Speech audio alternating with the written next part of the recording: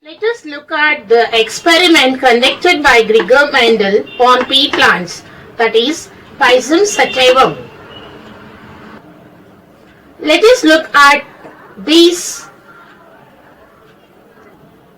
Mendel took two pea plants of different characteristics, that is, one pure breed tall plant and the pure breed dwarf plant.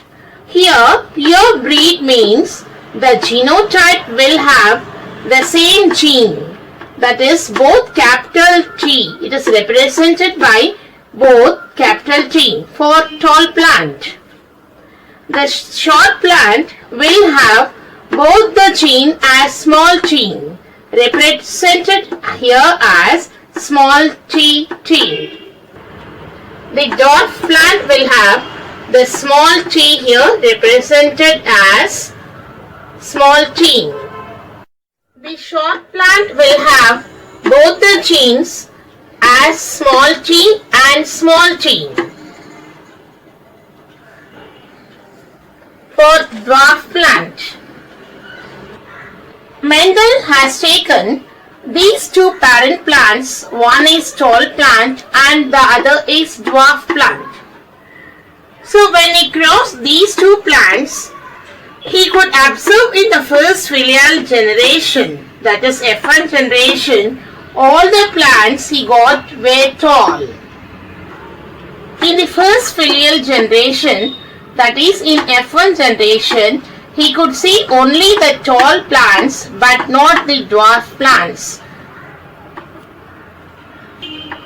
Capital T denotes dominant character which is seen in the F1 generation. The dwarfness is suppressed, hence is called as a recessive gene or recessive character which is not seen in the F1 generation. Then Mendel again want to see that why this dwarfness was not seen in the F1 generation.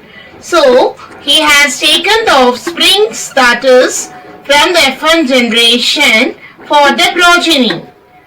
When he crossed the F1 plants, two pea plants from the F1 generation, he could get 3 plants as tall and 1 as a dwarf plant.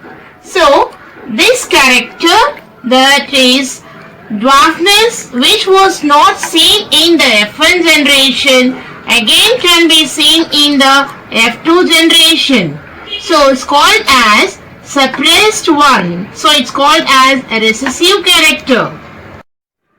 This meant that the dwarfness trait was not lost from the parent but was suppressed in the F1 generation and re-emerged in the F2 generation.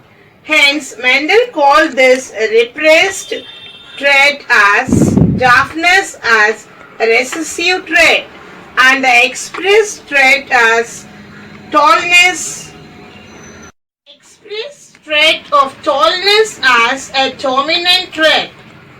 With this, Mendel showed that there are two types of traits, which are dominant and recessive.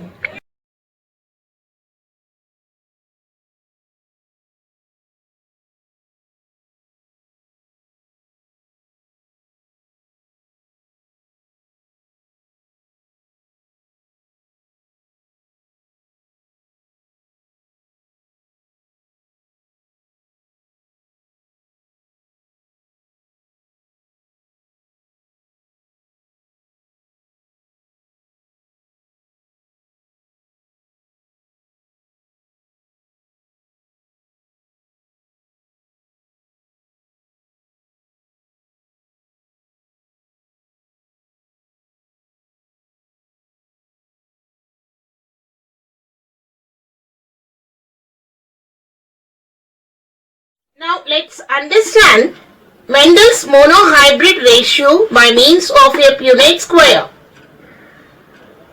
Mendel took two pea plants of different characteristics.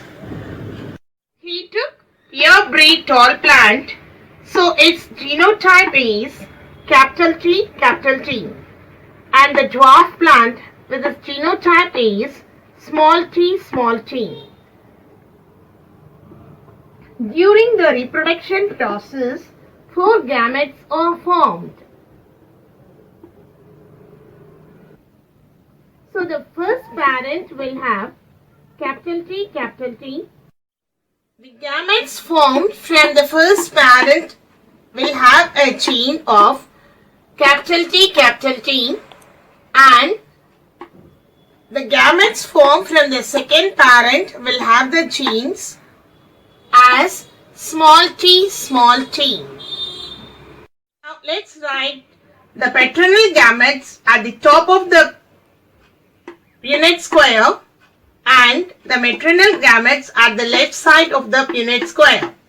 So when we fuse this capital T with this small t, we get capital T, small t, and this capital T with this small t, we get one capital T and one small t, and here this small t fused with this capital T, we get capital T, small t, and this capital T fused with the small t, we get capital T, small t.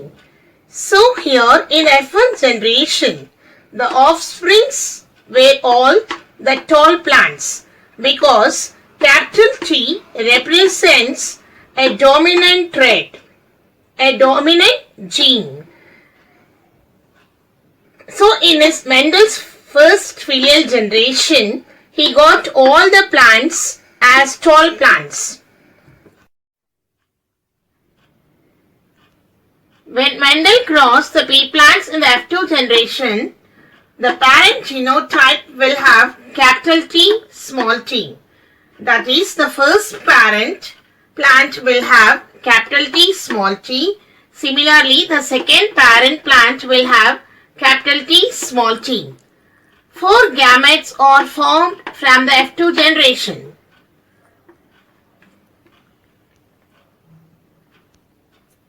Now let's write the gametes in the Punnett square. Parental gametes at the top, and we can write the maternal gametes at the left side of this Punnett square. When we fuse this T with this capital T, this capital T with this capital T, we get capital T, and this capital T with a small t, we get capital T, small t, and this small t with this capital T, when fused we get capital T, small t. When this small t is fused with the small t, we get small t and small t. So, in the F2 generation, 3 tall plants and 1 dwarf plant. As T is a dominant character, we can see these 3 having tall plants and only 1 a dwarf plant is seen. So, the ratio is 3:1. So, we can conclude that the phenotype ratio will be 3:1.